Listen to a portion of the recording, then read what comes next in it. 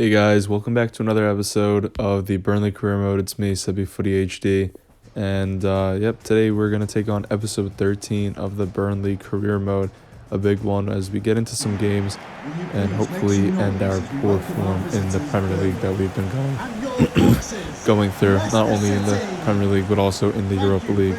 As the first game we'd play today would be against Leicester City, going right into it, as the first chance of the game would fall in the 45th or so minute for Lamar, who would take the ball down the line. My tackle would miss him, and he would score past Nick Pope just like that.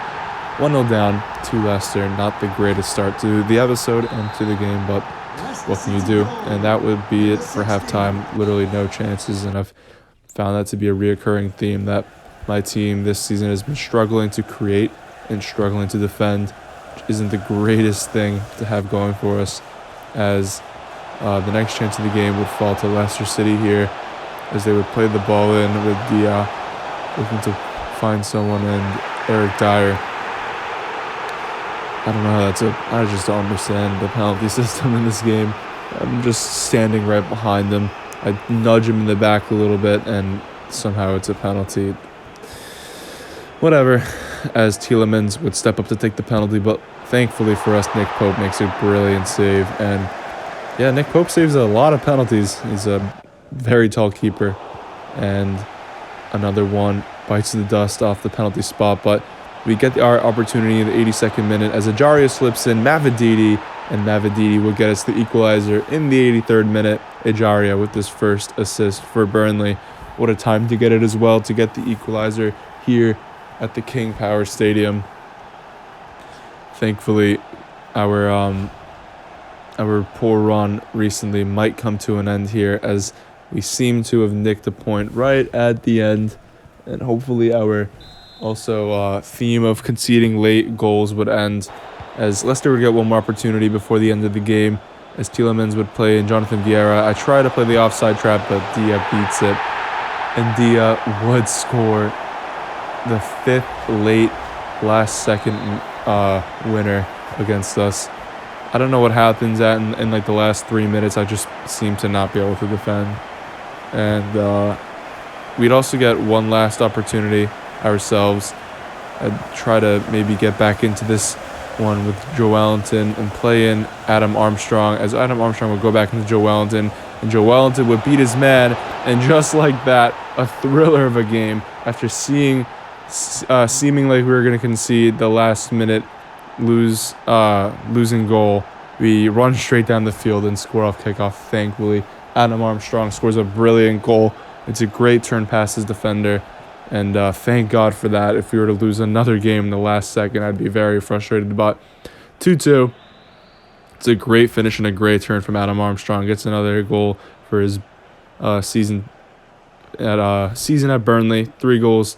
And starting off the episode with the bang, 2 last-minute goals, and that would be it. There wouldn't even be an opportunity off the kickoff for Leicester to maybe get a last-second winner. We would come back from a goal down twice to equalize, as we'd go into the Carabao Cup next, playing a completely weakened team. We'd aim to defeat Ipswich. They start off in FIFA as a 3rd division club. I don't know where they are now, maybe in the championship, but we look to try to make another decent cup run for ourselves in the Carabao Cup, as the first chance of the game would fall to Thompson, who would manage to slip in Mumbungo. The Swedish striker's in behind. He turns past his man brilliantly, and Mumbungo can finish past the goalkeeper. Well done from the Swedish striker, the king of the Carabao Cup. This is his element here in this competition. And it's nice to see him score, even if it isn't pretty much a useless competition, as we get the lead here against Ipswich Town. And next chance of the game would fall around 20 minutes later through Lancaster, and he would play it inside. And it's just great passing, and our defenses were split open. And just like that, Ipswich are equal. And we lose the clean sheet. It's an unfortunate way to concede, but what can you do about it? As that would be it for halftime. We'd be a goal level with Ipswich Town. And yeah, also, I just wanted to talk about some games. I know I haven't really done this in a while, but if you guys watched Arsenal Burnley, this is why I have such a problem with VAR. It's so inconsistent, and it seems like it's always screwing Arsenal over. As Thompson here, we get an opportunity against Ipswich. Still can't find his first goal for us, but just can someone tell me how the Peters handball was not a penalty? Not the one where he got the red card, but the one before where it hit him blatantly in the hand. It just seems like VAR is always screwing Arsenal over, as Ipswich Town will take the lead against us to make matters worse. What a ball in behind. And yeah, I mean, what can you do when the ball is that perfect? We're now a goal down to third side, or maybe second side, Ipswich. But Mumbungo is slipping Ashley Westwood, player who hasn't played in a handful of games. Only has played in a handful of games, and he gets us back, equalized, Ashley Westwood, thankfully. And it looked like we weren't going to make a early cup exit through a lower division side, as Ashley Westwood would put it away. Even though he has a high rating, he's kind of lost his place in the team to younger and players that just prefer in game, as I'd bring in Carlin Grant to maybe score a winner before this would go into penalties. But unfortunately, last minute of the game, Ipswich Town would have an opportunity off the attack, and Peacock Farrell would get the ball. I try to play quickly out wide. They intercept it, and just like that, Ipswich Town with some decent passing plays a brilliant ball behind. Jimmy Dunn completely out of position, and we concede in the last minute to lose the game for the fifth time in a row. Well, sixth time, but we didn't lose last game. But there's just something about the last few seconds of the game. I just seem to not be able to hang on to my leads. I don't know what's been up with me, but we would lose that game, unfortunately, to Ipswich Town in the Carabao Cup, which in the end doesn't really matter. And next game, we'd hop in against Wolves, a team who usually are pretty great in real life, but as of late have been struggling in the Premier League, especially due to the absence of Jimenez, key players in their team. But they would get the first opportunity of the game, as the Wolves player would play in Dendoncker, and Dendoncker would score, but luckily for us, it was an offside goal, as the Belgian would not get his side up a goal. Rather, they would get their next attack around 15 minutes later, try to slip in Brill Donald and Bolo, and Brill Donald and Bolo would somehow squeeze that into the near post. Really frustrating goal to concede. But back during quarantine, when I was watching a lot of Bundesliga, because Bundesliga was the first league to return to playing, I watched a little bit of Mönchengladbach, and I have to say, Mbolo reminds me a lot of Adama Traore, so I thought it was pretty funny that he joined Wolves, since he plays for Wolves. Adama Traore, just like not really like not a lot of things, but just like his overall speed. And Mbolo is rapid, and he's also a tank. Like, he's very, very strong, as Adam Armstrong in the last second runs into Rui Patricio's arms, and we are unable to find the equalizer at halftime. But we would go into the second half here, a goal down to Wolves, and they would get their opportunity through Dela Cruz, who would take the ball up the field. He's a great talent in this game, lays it back up to Dendoncker, who had an offside goal earlier, but gets himself a goal in this one.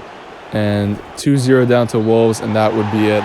No goals in this game for us. Just a very, very unfortunate result. And as you can see, we are yet to win a game in September. Horrible, horrible form.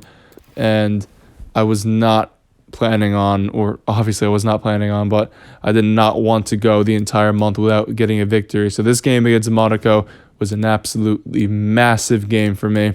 And as you can see, we hadn't even kept a clean sheet in any of the games.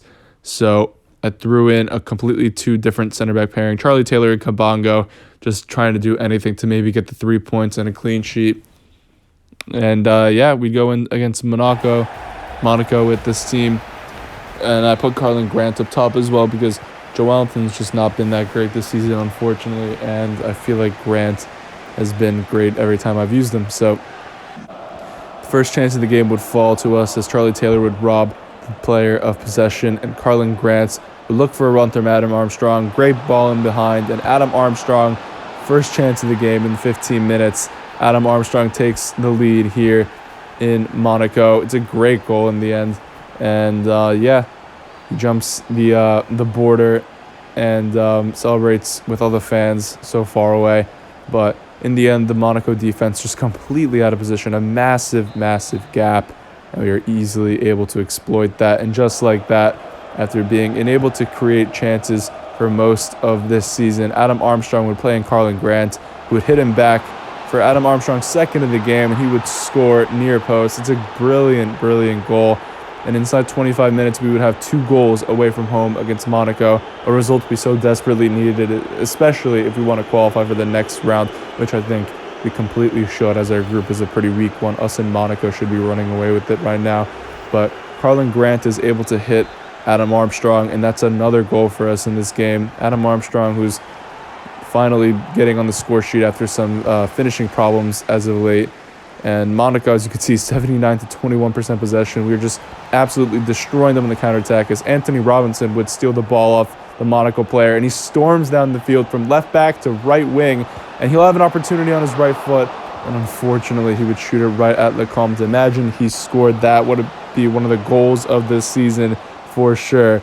But unfortunately, that would be it for halftime, and we'd only go in with a 2-0 lead, which is still a pretty good result. But imagine Anthony Robinson would have scored that. That would have been a ridiculous goal for the American, as we get another opportunity here against Monaco through Adam Armstrong, who would sprint practically through the entire team, just like Anthony Robinson, and he would have a strike, and Lecomte is equal to it, and Dwight McNeil would try to put the rebound in, but it gets cleared. And in the 76th minute, we would have our own opportunity after bringing on Oliver Burke, and we'd slide him in, try to go backwards, but it would luckily find its way right back to Oliver Burke, and he would score that into the bottom left corner, and he gets himself another goal in the Europa League. Struggling to score in the Premier League, but Oliver Burke surely is showing that he could be a great player for us off the bench and as a rotational player, especially in the Europa League, a player that we can count on. And the Scottish striker gets himself back on the score sheet as we're up 3-0 away from home here. But, of course, we just are terrible defensively this season. We cannot keep the clean sheet as Diatta would get a goal back for Monaco. Fortunately, this goal was not enough to get Monaco back into this game. There's just too little time left. There was not going to be a last-minute winner in this game. And we would hold on to all 3 points and win the game against the French side. A massive 3 points in our Europa League campaign as we look to qualify for the round of 32. As Krépin Diatta scores, but in the end, nothing really would come of it, as that would be it for the full time. Victory against Monaco in France, or in Monaco. And just a great way to rebound off of the loss against Midtjylland. But to check the Premier League table, as you can see, we are in the relegation zone currently, with Southampton and Bournemouth the only teams below us. And yeah, we could easily get ourselves out of it if we just win a game, which is easier said than done. But our next game of the season would go against Southampton, a team that is below us in the table, and this was a must-win game for us. There was no way we could afford to losing a game to a team that is in this relegation fight as we are. And the player to step up in such an important fixture would be Dwight McNeil, playing with a chip in his shoulder recently, a point to prove. Dwight McNeil, this is his season to stand up. He's going to be one of the highest-rated players in the team, and already is one of the highest-rated players in the team. He needs to improve on his end product, and if he could put in goals like that in matches like these, I will be completely fine with maybe him going, a little anonymous in some games, as we would score what seemed like would be our goal to hopefully win this game, but just a couple moments later, what a brilliant goal from Southampton. That was just a beautiful play. What can you even do about that? The beautiful ball over the top to Diallo, and that's just it's a wonderful finish. There's not much you could do but accept that was a great goal and move on with it. But that's how the halftime would eventually end. But before actually halftime, what happened, Adam Armstrong would sprint through the entire Southampton defense, and Joe Wellington, finesse shot near post. It's just a really ugly looking finish, but thankfully the Brazilian gets himself on the score sheet in a must-score game for him, if that even makes sense. Just playing pretty poorly as of late, and he definitely needed that to boost his confidence. Last year's top goal scorer for us. He might not get his assist record this season again, but if he could chip in with over 15 goals, I'll be completely fine with no matter, where he ends up. That's all I need, just a good outcome out of him. And that would be it for halftime. We would take the lead back and hopefully look to get our one of our few wins of this season in the bag. And next game. In the next half, we would have our first opportunity with Max Mason, who would sprint through a lot of the players there, and he plays it out to Dwight McNeil, who would take the shot from practically outside the box, and that was a brilliant strike and an even better save in the end. But in the 70th minute, goalkeeper Dimitrovic would have the ball, and he would throw it right to Adam Armstrong, and no idea what he's doing, and we would score that past the goalkeeper. What on earth was he thinking? Adam Armstrong's celebration kind of shows, just let him right in. Just open the door for him and let him walk right in. And that's exactly what he did. He just threw it to him. One of the few times the AI makes a mistake, a collector's item in the end.